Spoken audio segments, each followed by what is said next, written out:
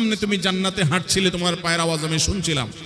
বেলাল রাদিয়াল্লাহু তাআলা তখন বলেছেন, ইয়া রাসূলুল্লাহ, আমার সেরকম কোনো আমল নাই, তবে আমি যখনই ওযু করি, ওযুর পর 2 রাকাত তাহিয়াতুল ওযু নামাজ আমি সব সময় পড়ি, এটা ভুলি না। আমাদের সমাজ থেকে এটা হারিয়ে গেছে। ওযুর পর তাহিয়াতুল ওযু নামাজ আমরা অনেকে পড়তে যাই না। ওযু শেষ হয়েছে, কোনো কথাবার্তা বলার আগে দ্রুততার সাথে কিবলামুখী হয়ে আপনি 2 রাকাত নামাজ সুন্দর করে আদায় করলেন। এটা হলো ওযুর সম্মানার্থে আদায় করা নফল নামাজ।